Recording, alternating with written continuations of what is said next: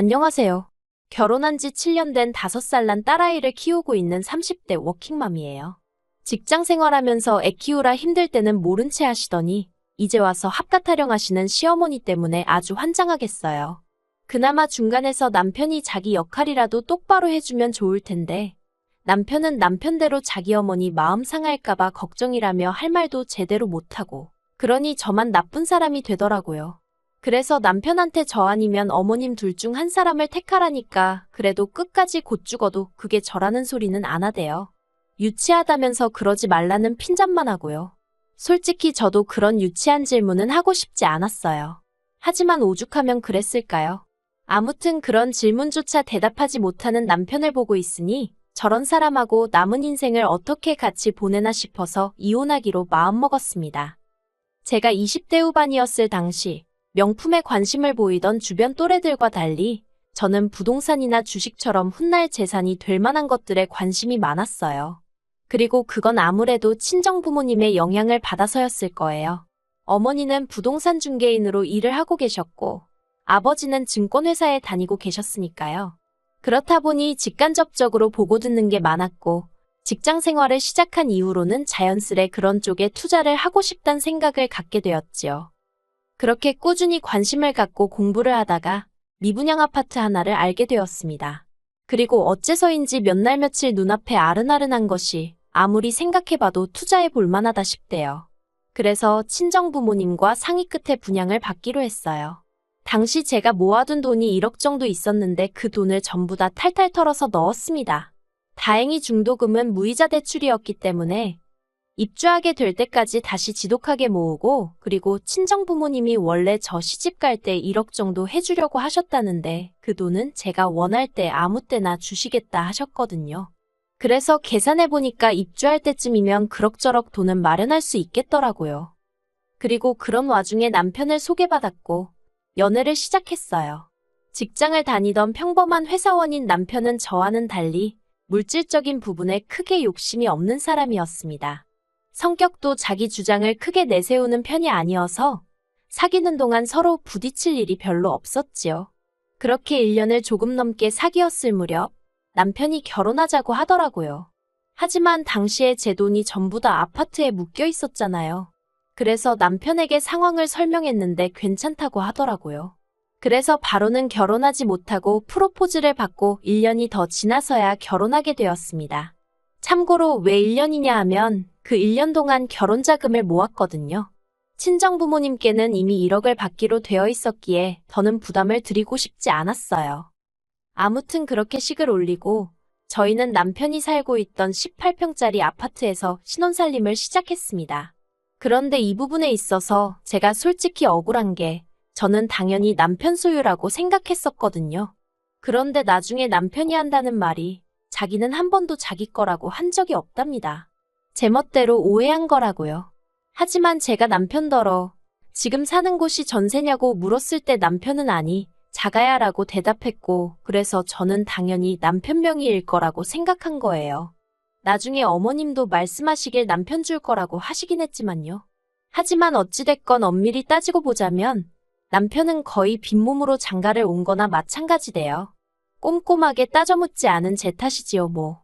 그때를 생각하면 지금도 스스로한테 답답한 마음이에요. 아무튼 리모델링을 하기에는 집 상태가 나쁘지 않았고 그리고 저 혼자 생각이긴 했지만 여기서 살다가 제 아파트에 입주하면 되겠다 싶더라고요. 그래서 도배만 새로 했어요. 그리고 냉장고부터 시작해서 큰 가전제품들과 가구들은 제가 혼수라고 생각하고 다 바꿨네요. 이건 어차피 이사 갈 때 들고 갔으니까 혼수로 해간 게 크게 억울하고 그러진 않았어요. 그런데 어머님은 이후로 걸핏하면 남편이 집을 해왔는데 제가 예단을 안 해왔다고 그걸 흠을 잡으시대요. 혼수 그건 어차피 제가 필요해서 산 거 아니냐며 마치 제가 빈몸으로 시집을 왔다는 식으로 말이에요. 그런데 저도 당하고만 있는 성격은 아니라서 그런 어머님께 그렇게 따지면 남편이야말로 빈몸으로 장가온 거 아니냐고 따졌어요. 저는 그래도 제 명의의 집이라도 있지. 남편은 자기 앞으로 가진 게 뭐가 있냐고요. 그래서 그때 남편하고 결혼한 지 한 달 조금 넘었을 때였는데 결국 어머님하고 대판 싸웠습니다. 보내 안 보내 소리가 나올 정도로 크게 다퉜네요. 그러다가 아버님이 교통사고로 크게 다치시면서 저와 어머님의 싸움도 유야무야 없던 일처럼 묻어두고 지내게 되었지요. 하지만 없던 일처럼 묻어두고 지냈다는 게 입 밖으로 말을 안 꺼냈다 뿐이지 솔직히 서로 감정이 풀린 건 아니었거든요. 그렇다 보니 어머님은 어머님대로 제가 하는 것마다 못마땅해 하시고 불만을 표현하셨어요. 그리고 저도 그런 어머님을 상대하다 보면 마음이 상했고 기분이 나빠지대요. 그래서 시댁에 일이 있거나 하면 남편만 보내기도 하고 이런저런 핑계를 대면서 저는 빠지고 그랬습니다. 제가 잘했다는 건 아니에요. 하지만 저도 제 나름대로 살 길을 강구했어야 했던 게 어머님하고 한번 감정 소모를 하고 나면 그 스트레스가 얼마나 컸던지 며칠을 끙끙 앓아야 할 지경이었거든요. 아무튼 그렇게 지내다가 저희 부부는 제 아파트로 이사를 하게 되었어요. 그리고 딱히 부족한 것도 없었지만 시댁에서도 금전이든 뭐든 어느 쪽으로든 도움을 주실 생각은 안 하시대요. 솔직히 말해서 기대가 없었기 때문에 서운하고 그런 것도 없었습니다. 어머님이 그 말씀을 하시기 전까지는 말이지요. 저희 이사하기 일주일 전쯤이었어요. 어머님 댁에 갖다 드릴 게 있어서 남편과 들렸는데 어머님이 대뜸 그동안 당신 집에서 월세도 안 내고 공짜로 먹고 자고 하지 않았냐면서 그것만 해도 따지면 한 달에 못해도 200만 원 가치는 될 거라는 거예요. 그러고는 그렇게 따지고 보면 당신이 그만큼 돈으로 지원해 준 거나 다름이 없다면서 어디 가서 시댁에서는 뭘 해줬느니 안 해줬느니 그런 소리 하면 안 된다나요? 어디 가서 그런 소리 할 생각도 없었지만 어머님의 계산법은 도대체 어디서 나온 건지 100번 양보해서 어머님이 아무것도 못 해준 게 민망해서 그러셨는지도 모르겠지만 그런데 남편까지도 어머님 말씀이 일리가 있다고 동조를 하는 꼴을 보고 있자니 이해고모고 하기도 싫고 그나마 남아있던 정도 뚝 떨어지대요. 그래서 그때부터는 정말 최소한의 도리만 하고 살았어요. 그리고 저는 얼마 후 아이를 가졌습니다. 입덧이 심하지 않아 임신해 있는 동안에도 8개월 내리 출퇴근을 할 수 있었어요. 입덧이 심해서 회사를 관두는 사람들도 심심치 않게 봤던지라 걱정이 많았는데 다행이다 싶었지요. 그런데 진짜 문제는 육아였어요. 사내 규정대로라면 육아휴직은 1년까지 쓸 수 있었지만 솔직히 저희 사무실 안에서 그걸 1년 다 쓰는 사람은 없었거든요. 그리고 제가 굳이 그 스타트를 끊고 싶지도 않았고요. 그래서 남편에게 육아휴직 신청을 하라니까 남편 회사는 남편 회사대로 구조조정 중이라서 눈치가 보인다고 하는 거예요. 막말로 육아휴직 냈다가 돌아왔는데 자기 자리가 없어지기라도 하면 어떡하냐고요. 그러면서 자기가 어머님한테 한번 부탁을 드려본다더군요. 하지만 결론부터 말하자면 어머님이 단칼에 거절하시더랍니다. 이제 자식들 다 키워놓고 놀러도 다니고 좀 자유롭게 살려고 하는데 그게 무슨 소리냐면서 못해주신다고 했다는 거예요. 그리고는 저희 어머니를 지칭하시며 거긴 나이도 어리지 않냐면서 거기다 맡겨라고 하셨다대요. 그뿐만이 아니었습니다. 그러면 그냥 남편도 알겠다고 대충 얼버무리고 오면 되지. 어머님 앞에서 저희 친정어머니께 전화를 드렸더라고요. 그리고는 어머님이 시키는 대로 손녀 좀 봐주실 수 없겠냐고 부탁을 드린 거지요. 그래서 저희 어머니가 저희 애를 봐주기 시작하셨어요. 매일같이 하원을 도와주시고 저녁도 차려주시고 그러셨지요. 저녁은 안 해주셔도 된다고 극구 말렸는데 회사에서 종일 시달리고 퇴근했을 딸이 부랴부랴 부엌에서 고생할 거 생각하니까 마음이 안 좋다고 하시면서 어떻게든 한 끼는 차려주고 가시더라고요. 그래서 남편과 상의 끝에 한 달에 100만 원씩 드리기 시작했습니다. 원래는 시터를 써도 200은 준다는 말에 200에 맞춰드리려고 했는데 그러기엔 형편이 빠듯하기도 했고 친정어머니도 부담스러워 싫다며 손사래를 치셨거든요. 그래서 100만 원씩 드리고 남은 100만 원은 제가 모으기 시작했어요. 혹시 큰돈 들어갈 일이 생기거나 근사한 선물을 해드리고 싶을 때 쓰겠다는 생각이었지요. 그리고 한편 친정어머니가 저희 애를 봐준다는 소식은 당연히 어머님 귀에도 들어간 모양이 돼요. 어머님이 웬일로 저한테 전화를 하셔가지고는 너네 엄마가 고생이 많네 어쩌네 하시더니 대뜸 그래서 애 봐주고 돈도 받아가냐 그러시는 겁니다. 생각지도 못한 질문이었지만 네 그렇다고 했어요. 그랬더니 어머님이 할머니가 손녀를 봐주는데 무슨 돈을 받냐면서 할머니 입장에선 손녀랑 하루 종일 있으면 안 심심하고 좋지. 손녀가 효도하는데 돈까지 받아가냐는 식으로 말씀을 하시는 거예요.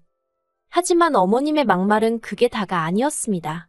지금이야 집값이 많이 떨어졌다고 뉴스에 나오고 있지만 제 아파트는 그래도 제가 처음에 분양받았을 때랑 비교하면 3배 가까이 올랐거든요. 그리고 그렇게 작년 재작년에 비해서 크게 떨어지지도 않았고요. 그리고 이 사실을 알게 되신 어머님은 작년부터 그렇게 집값이 올랐다면서 어쩌고 하시더니 급기야 이참에 당신들 아파트도 팔고 저희 아파트도 팔아서 그 돈 다 합쳐서 어디 단독주택 하나 지어서 같이 살면 좋겠다. 무슨 말도 안 되는 소리를 하시는 거예요. 사실 아버님 건강이 많이 안 좋아지시면서 어머님이 전보다 밖에 자주 못 나가시고 아버님 옆에 붙어 있어야 하는 상황이 잦아졌거든요. 그러니 그런 생각을 하게 되신 것도 같아요. 하지만 아무튼 어머님 아버님 사정이 어떻건 간에 저는 그렇게 같이 살 이유가 없었지요. 물론 어머님 아버님 면전에다 대고 싫다 못 산다 할 수는 없어서 어머님이 그런 이야기를 꺼내실 때마다 그저 앞에서 적당히 웃어 넘겼지만요. 대신 남편더러 나 없는 자리에서 확실히 이야기해 놓으라고 했어요. 그런데 남편도 알았다고는 하면서 정작 그런 대화가 나올 때마다 얼렁뚱땅 넘어가려고만 했지 어머님한테 그런 말씀 마시란 소리는 죽어도 안 하더라고요. 그러다 지난 주말이었어요. 남편이 모처럼 시부모님 모시고 식사라도 하자며 자리를 만들었대요. 내키지는 않았지만 어버이날이 코앞이기도 했으니 겸사겸사 본다 생각하면 되겠네 하고 나갔습니다. 그리고는 이런저런 이야기를 주고받는데 어머님이 갑자기 생각났다는 듯이 얼마 전에 부동산에 다녀오셨다는 이야기를 꺼내셨어요. 친하게 지내는 부동산 여자가 있는데 그 여자가 집 짓고 살기 좋은 동네라며 땅을 몇 곳 소개해 주더라는 겁니다. 그리고는 저더러 그나저나 너는 집을 언제 팔 거냐면서 하루라도 빨리 팔아야지 그러다 아파트 값이 떨어지기라도 하면 어떡하냐대요. 저는 아파트를 팔 생각이 조금도 없었는데 어머님 혼자 뭐가 그렇게 마음이 급하신지 그리고는 어머님이 덧붙이시기를 당신 사시는 아파트는 팔려고 내놓으셨답니다. 어머님 아파트 판돈으로 땅부터 살 거고 저희 아파트가 팔리면 그 돈으로는 이제 공사하고 그러면 될 것 같다나요. 정말이지 저희와는 한마디 상의도 없이 혼자 엄청난 계획을 세우고 계시대요. 결국 듣다 못한 제가 그렇게 갑자기 집을 내놓으시면 어떡하냐 그러다 집이 팔리기라도 하면 어디서 지내려고 그러시냐 물었습니다. 그랬더니 당연하다는 듯이 너희 집 팔릴 때까진 일단 너희 집에 있다가 같이 이사하면 되지 그러시는 거예요. 황당해서 저희 집이요 하고 되물으니 너네 방 하나 남지 않냐면서 일단 불편해도 거기서 지내시면 된다며 걱정 말라나요. 게다가 그뿐만이 아니었어요. 어머님이 요즘에도 니네 엄마한테 애 봐주는 걸로 돈 주냐 그러시길래 또 무슨 소리를 하려고 그러시나 싶어서 지난번과는 달리 안 드린다고 했거든요. 그랬더니 이번에는 정과는 완전히 다르게 왜 돈을 안 주느냐면서 당신은 받을 거랍니다. 애 봐주는 공은 없다면서 같이 살게 되면 싫으나 좋으나 당신이 살림도 해야 할 수도 있고 애도 봐줘야 하니 한 달에 200은 줘야 한다고 하시는 거예요. 들을수록 가관도 이런 가관이 없네 싶어서 남편을 쳐다봤어요. 그리고는 어머님한테 빨리 무슨 말이든 한마디라도 하라고 눈치를 줬는데 남편이 슬쩍 제 눈을 피하더니 아무 말도 안 하대요. 그러니까 진짜 부하가 치밀어서 더는 가만히 있으면 안 되겠다 싶더라고요. 제가 어머님 떨어 남편이 말을 안 했냐며 말문을 열었습니다. 남편한테 어머님하고 같이 못 산다고 말씀드리라고 했는데 못 들으셨냐고요.